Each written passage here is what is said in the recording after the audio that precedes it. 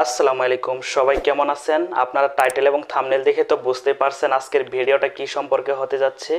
তো আজকে আমি কথা বলবো যারা বড় বড় সেলিব্রিটি তাদের দেখবেন ফেসবুকে প্রোফাইল পিক নাই। এই বিষয়টা কেন করতেছে, তারা কেন তাদের প্রোফাইলে পিকটা রাখতেছে না, এই বিষয়টাই আজকে আপনাদেরকে জানানোর চেষ্টা করব।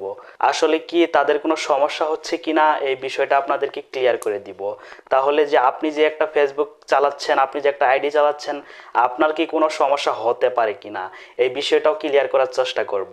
তাই আপনাদের কাছে আমার একটা অনুরোধ থাকবে, আপনারা ভিডিওটা দেখার সাথে সাথে ভিডিওটা একটু লাইক করে দিবেন, এবং আপনি যদি ইউটিউব থেকে দেখে থাকেন তাহলে একটু চ্যানেলটা সাবস্ক্রাইব করে দিবেন, এবং আপনি যদি ফেসবুক থেকে দেখে থাকেন তাহলে একটু পেজটা ফলো করে দিবেন।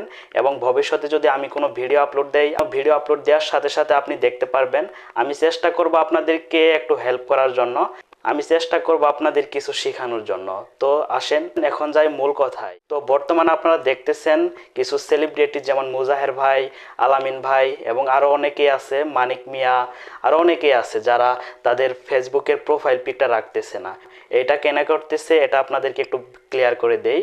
আসলে সত্যি বলতে, আপনি যখন একটা ফেসবুক পেজ চালাবেন, যখন এই পেজটা আপনি একটু বড় করবেন, অর্থাৎ আপনি যখন একটু বড় সেলিব্রিটি হবেন, আপনি যখন মানুষের সামনে মানুষের নজরে আসবেন, তখনই দেখবেন আপনার উপরে শত্রু লেগে যাবে। শত্রু লাগবে, এটাই স্বাভাবিক। তো এখন কথা হচ্ছে তারা কেন এই পিকটা রাখতেছে না। তারা রাখতেছে না আসলে তাদের নামে দেখবেন ফেক পেজের অভাব নাই, তাদের নামে হাজার হাজার ফেক পেজ খোলা হয়েছে।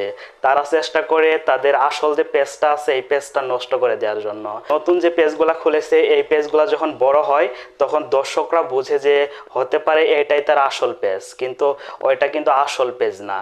এইভাবে যখন এই পেজটা একটু বড় হয়, দ্বিতীয় যে থার্ড পার্টি যে পেজটা খোলা হয়, এই পেজটা যখন বড় হয় তখন ফেসবুকের কাছে রিপোর্ট করা শুরু করে যে এটা আগেরটা যে পেজ আছিল এটা নষ্ট হয়ে গেছে। তখন ফেসবুক করে কি আগের পেজটা নষ্ট করে দেয়। এই জন্য আসলে মূল ঘটনাটা এরকম হয় যে তারা যে ফেসবুক পেজের পিকগুলা কেন রাখতেছে না, এই জন্যই মূলত রাখতেছে না। তাদের একটু শত্রু বেশি হয়ে গেছে।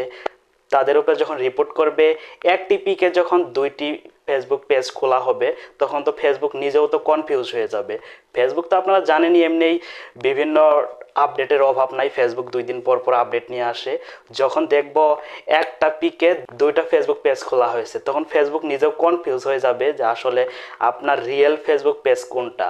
তখনই করে কি যে আগের যে বড় ফেসবুক পেজটা আছে তার থেকে দ্বিতীয়টাতে রিচ বেশি করে দেয়, ইমপ্রেশন বাড়িয়ে দেয়, তখনই দ্বিতীয়টা উঠে যায়। আসলে কিন্তু এটা ফেক পেজ, তখন আসল পেজটা নষ্ট করে দেয়। এই জন্যই মূলত বাংলাদেশে যে কিছু সেলিব্রিটি পার্সন আছে এই ফেসবুক পেজের প্রোফাইল পিকটা রাখে না, এবং কি আমি নিজেও রাখি নাই, কারণ ভবিষ্যতে যাতে কোনো সমস্যা না হয় এই জন্য আমি আসলে মূলত ফেসবুক পেজে এই প্রোফাইলটা রাখি নাই। এখন আপনারা ডিসিশন নেবেন যে আপনি কি করবেন। আপনি যে একটা প্রোফাইল চালাচ্ছেন অথবা আপনি একটা পেজ চালাচ্ছেন, ভবিষ্যতে আপনার সমস্যা হবে কি না আপনি তো গ্যারান্টি দিতে পারবেন না। এই জন্য আপনাদের বলি কি, আপনারা সবসময় চেষ্টা করবেন আপনাদের পেজটা একটু সুরক্ষিত রাখার জন্য। তো আপনারা আপনাদের ফেসবুক পেজের যে প্রোফাইল পিকটা আছে এটা সবসময় ডিলিট করে রাখবেন, যাতে আপনার পেজে যখন বড় হবে যাতে কোনো শত্রু না লাগতে পারে। এই জন্যই মূলত আজকের এই ভিডিওটা করা, আপনাদেরকে সতর্কমূলকভাবে একটু বোঝানোর চেষ্টা করলাম। আশা করি এই বিষয়টা বুঝতে পারছেন। আজকে এই পর্যন্তই, সবাই ভালো থাকবেন, সুস্থ থাকবেন।